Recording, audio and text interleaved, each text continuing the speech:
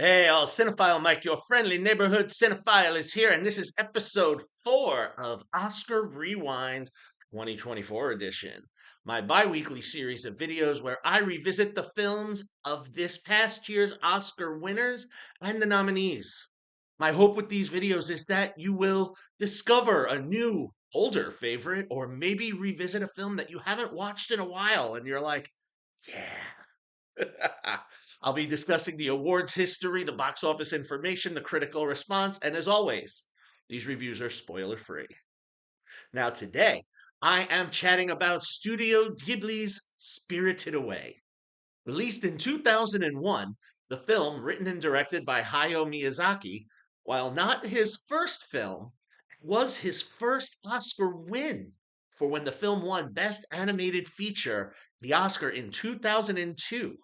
A box office success, the film during its original theatrical run between 2001 and 2004, as per Box Office Mojo, showed a total of $10,055,859 domestically, $264,869,236 internationally, for a total worldwide total of $274,925,095 worldwide.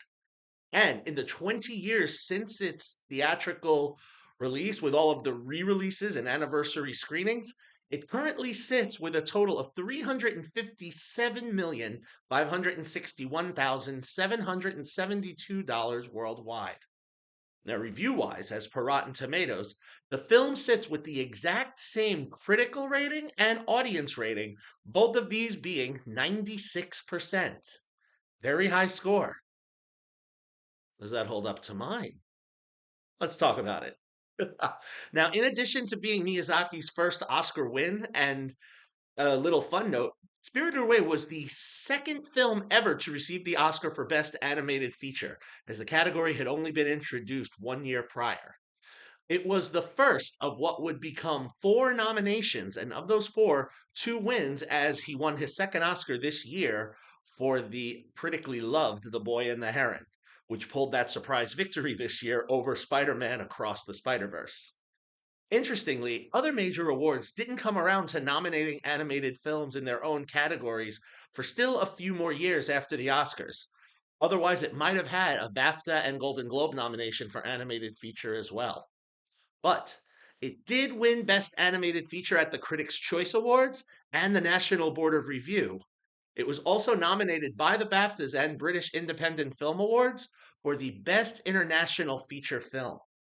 And I've talked about them through Oscar season, the Annie Awards. It was nominated for 4 and won 4. Spirited Away received the Annie Awards for Outstanding Achievement in an Animated Theatrical Feature, Outstanding Direction in an Animated Feature Production, Outstanding Music in an Animated Feature Production, and Outstanding Writing in an Animated Feature Production. So, let's get into the film. Spirited Away follows Chihiro, a 10-year-old girl who is moving to a new home with her parents, much to her chagrin. And on the way, her parents stop. And on this shortcut, they discover a tunnel. They decide to see where this goes. Nothing bad can happen when you go through a mysterious tunnel, right? Once they do, they come upon a closed amusement park. Or is it? As they enter and walk around, her parents find a booth that has a lot of freshly cooked food, and being hungry, they dig right in. Chihiro, not choosing to eat, decides to go off and explore. And along the way, as she's walking around this amusement park, she meets a young man named Haku. Now, upon his warning, he tells Chihiro that she must leave, get her parents, and leave, and do not come back to this place. Chihiro, not one to be told twice, runs off to get her parents, but finds that as they have been, and I will use this expression, pigging away at the table, they have now been turned into swine. And she can't leave. She needs to save her parents. Chihiro will have to survive this new world, which is a bizarre spirit world of sorts within this amusement park. And she will have to learn to work within this world in order to save herself and her parents. So, through a series of events, she learns part of it is to get a job. So she is introduced to Yubaba, the witch who runs the bathhouse, and she's able to get a job.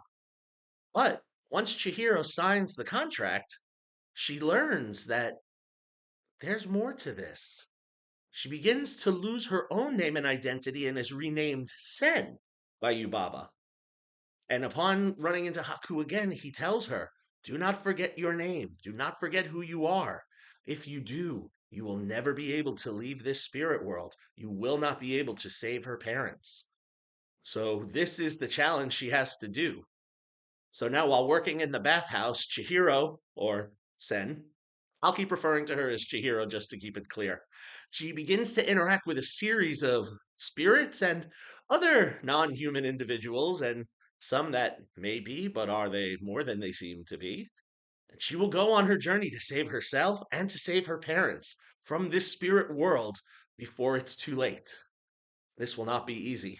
Enter a series of many interactions with anthropomorphized animals, a dragon, to say nothing of the larger than life baby. Very big baby. All while she struggles to maintain her name. Now, as with the majority of Miyazaki films, Spirited Away is a visual fantasia. It is a joy to watch, and all of the Annie wins, the Oscar win, all of the other accolades, very much understood and worthy. Miyazaki creates a timeless coming of age tale that, like many of his films, has a child at the center who will go on a journey to survive and take on the spirit world, even though some of these things may not be as easy and they have to ask for help along the way. In creating this world, Miyazaki never simplifies things and always has something for you to look at, even if it's something as simple as a background setting in the film, underscored by truly haunting hypnotic music, which does underscore the film very nicely.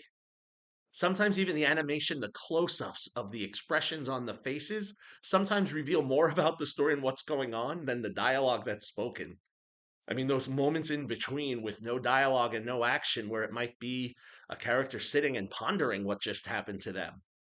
It gives this real life experience, right? Like, even in real life, we're never just constantly on the run and walking and moving and talking. Sometimes we ponder. And this film isn't afraid to give the time to do that. In addition to this, the cast is quite enjoyable to listen to as you watch the film.